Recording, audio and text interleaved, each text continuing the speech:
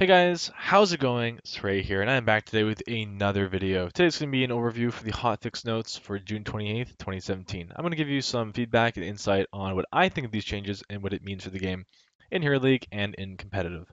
These are all essentially just balance changes. There's no new features. There are some bug fixes though. So let's start. Kenji has been pretty dominant for quite a while since his release, and he's gotten toned down a little bit in the past, but they're nerfing him again. And the two changes that are the nerfs are Shuriken Mastery and Dodge. So Dodge has a increased cooldown. It was originally 5 seconds, now it's up to 12 seconds, and Shuriken Mastery and has been nerfed as well. Remember that the Shuriken Mastery, the damage bonus is for each Q, so it's actually reducing the total potential damage by 15 because it's 3 hits. And they've buffed Dragon Claw. So they want to make Dragon Claw a little bit more viable, but they've nerfed the other talents. So this is definitely a nerf overall. Dragon Claw wasn't really taken. Dragon Claw, I still don't think we'll see play. Dodge is definitely getting to the point where it's not good, and I would only take it now if the enemy team really has auto attacking heroes that affect you. So maybe like a Rag, a Thrall. It's really good versus Lunara versus Malthael because it prevents them from applying their passive on auto attacks. And so in those cases, I would still get Dodge, but in other cases, I would get the CDR or some other talent at level 7. Malthael has also been a problem hero, probably the biggest problem hero since his release, and they have nerfed him in several different areas. So the big nerf, of course, is Tormented Souls being increased from 80 to 100 seconds. It's going to make it a little bit more important when you actually do pop your ult, because once it's down, it's down. So it's going to make your engages a little bit more decisive and gives the enemy team some more opportunity to fight while Tormented Souls is down because it is a big heroic for Malthael. They've buffed his throwing shade talent to cooldown. The cooldown reduction has been buffed from 2 to 4, and it also reduces the mana cost, which is nice but not too important. The other big change here is Ethereal Existence. Armor reduced from 15 to 10 per hero hit, but the maximum armor bonus you can have has been increased from 45 to 50. So that means if you hit 5 heroes, you're going to get 50 armor instead of hitting 3 heroes and getting 45. If you're hitting 3 heroes, you're only getting 30 instead of 45. Overall, obviously a nerf for Malthael, uh, but it's nice that they gave him the added potential of having up to 50. And the CDR has been the cooldown for Inevitable End has been reduced from 30 to 20. That's actually quite a nice buff. So it's the where you activate it and you gain a spell shield after 2 seconds. I think that's a nice buff. They've nerfed Memento Mori at level 16, so from 100 to 80%. And they have buffed, given, I guess, this quality of life change more for Reaper of Souls, so now also passively increases the duration of Tormented Souls by 1 second. So the nerfs again are Tormented Souls, the Ethereal Existence nerf, and Memento Mori. So the biggest nerf is the CDR on your alt, I think, and maybe Ethereal. These changes combined are a pretty significant hit to Malthael, but they also make him a lot more killable in fights now, and a lot more way of playing around him. He's still gonna be really good, but I don't think he'll be like a first pick priority. He still might be, but I don't think he'll be quite as dominant, and he'll be a lot more of a counter pick hero versus heavy frontline, heavy tank comps. Next we have Thrall. Thrall has gotten some buffs here. He's been pretty weak. The heal amount is increased on his passive. That's pretty small. Mana increase. Who cares? This talent got a rework, so now it gives you three procs of Frostwolf Resilience, which is nice, but not really a big deal. They've also buffed this talent, so you have more of your spell shield available, and they've increased the cooldown on Windrush. So overall, I'd say he's pretty much the same. I don't really think this is a big change. It's a super minor buff. Zeratul got a kind of a nerf out of nowhere. I would say it's warranted if he actually saw play, but he doesn't really see much play. Even in competitive, it's not too often, but especially not in competitive, I don't think this is a warranted nerf. Like in Hero League or anything, they've slightly nerfed the damage bonus from 50 to 40. So that is somewhat effective, but it's still going to be the best talent at level 16.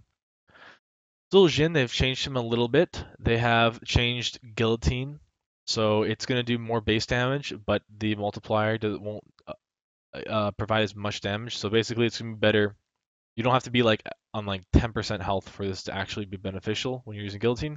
You can be much more healthy number, maybe a 40% health or something, and get still get good damage numbers off. And Snare is also his level 20 talent. They've buffed that in several areas. The range is increased, cooldowns increased, duration or cooldowns reduced, durations increased. This is obviously huge buffs for that talent. I still don't know if it's going to be viable, but it will be interesting to see how it goes. I'd like to see, like, if you take Guillotine, you'd probably go on Snare now, as opposed to upgraded Guillotine or whatever you actually got before. I still think the heal for Dingo is the best option though. If you do go Dingo, which you should. Well, actually, I don't know if anymore. Guillotine's that's actually a pretty big buff, so we'll see.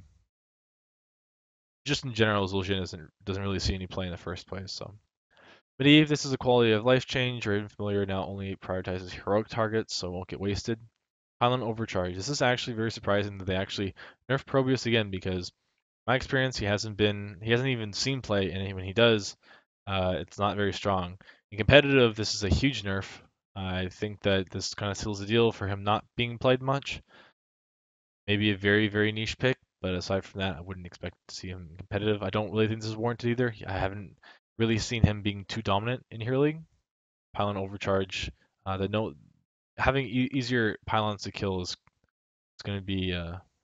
I think the pylon should just have base shields instead of even implementing it into the heroic, but now they just removed it altogether.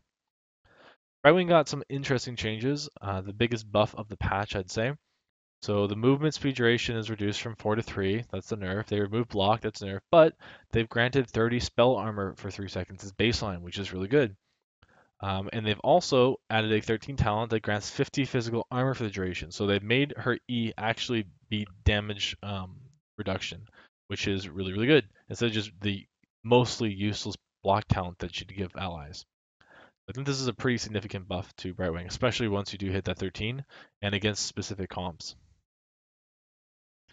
Lucio has gotten a bit of a buff, so they nerfed his Amp It Up healing increase from 14.5 to 15.5. This is a tiny buff. And they've buffed up the frequency as well. And this is also pretty crap because the level 16 is required, the one that heals percentage, on Lucio, so that'll pretty much never see play. Tassadar has gotten some nerfs. He is pretty much one of the best heroes in the game. And even if you don't have a hero to benefit from the lifesteal of Tassadar, you can just cast it on yourself, and you basically have infinite sustain. So they've nerfed 2 parts on Tassadar. They've reduced the lifesteal a bit, so the maximum lifesteal you can get now is 75% instead of 90%. And they've nerfed the level 1 talent from 150% damage to 125% damage. So those are the um, two big nerfs here. Also, they've buffed the damage a little bit for the shields. I still think this is useless. You go Templar as well. I still think he's good, but he's gonna be a little bit more required. Uh, you're gonna want to not just always pick him now. It might be a little bit less so because right now, even if you don't have a good shield target for Tassadar, he's still really good because of how much damage he does. There's plenty of games where I play Tassadar and I have the highest damage on my team. Just you stand there and you auto attack, and you just lifesteal, and you are very irritating to deal with. If you go Archon or Force Wall, they're both good. Uther got some changes overall to nerf. Hammer of Lightbringer, they've buffed this talent to increase the CDR, and they've also buffed the movement speed for level 4. These are tiny changes. Well, level 4 is tiny. This level 1 is pretty big. But the Guardian of Ancient Kings, they have nerfed it from 75 armor to 50 armor, which is expected and required. So now you might want to go cleanse sometimes. I don't know when yet, but 75 armor before was just broken. So this is a welcome change. Benediction cooldown is increased from 40 to 60. This is also a pretty big nerf for Uther as well. So overall, he got pretty big nerfs. Just these 2 changes here. I mean, just this change alone, Guardian Ancient Kings is a big nerf. But then Benediction as well, that's a 50% increase in CDR. So both of these together make it a very significant nerf. And he's not going to be like the God Lord of supports anymore. He'll still be really, really good and probably the best support, but he won't be just a tier above everyone else. D.Va got some surprising nerfs. I didn't really expect this, especially reduced mech basic attack damage. I don't know why they even nerfed that. Didn't feel like her damage was an issue with her auto attacks. They've nerfed her health by 60, and they've nerfed her health regen. So I don't understand why they wanted to nerf those, but they did. The big nerf here is hit the nitrous, and all these together are pretty big, but hit the nitrous basically means that you might not actually go this talent level 1 anymore because you'd only go it before for the damage bonus. So now that they've reduced the damage that it deals, the other talents are a lot more viable at level 1. Because you don't get hit the nitrous at the movement speed, you get it for the damage bonus. So these are pretty significant. These are very significant nerfs to D.Va overall, actually. Dehaka got some changes again, and these two things are obviously nerfs. So they've reduced his damage by 5, and they've reduced increased his brush striker cooldown by 10. So these are expected changes, but they've also changed the functionality of Ferocious Stalker. So now, anytime you have the Brush Stalker buff active, you increase the damage that Dark Swarm does by 40%. And as you know, Race Car build Dehaka is really popular. So I feel like Race Car build Dehaka with Symbiosis, when it's level 13 talent, is going to do a lot of damage. When you could just go standard build and you're going to be nerfed a little bit, but I think if you go, um, if you, I think this 13 talent might actually have some viability. I think it'll actually be quite good. Permanent 40% damage increase is going to be pretty significant in some fights, so we'll see how that goes. It might just be a buff overall for Dehaka, honestly. Again, these secret buffs that Blizzard keeps implementing. Overall, though, it does seem to be a nerf in general. On a lot of maps, you won't be able to just be permanently bushed a lot of the time, or sometimes at least, so Ferocious Stalker might not get as much value. And then we have some bug fixes. Um, Chromie can no longer cast 2 Sullying Sands at once, so there's an exploit. Apparently there's an issue with Dehaka's healing. Uh, and I think there's another change here that was important. I guess not. They've also fixed a few other bugs. Anyway, guys, that's it for this video. I hope you enjoyed it, and I will talk to you next time.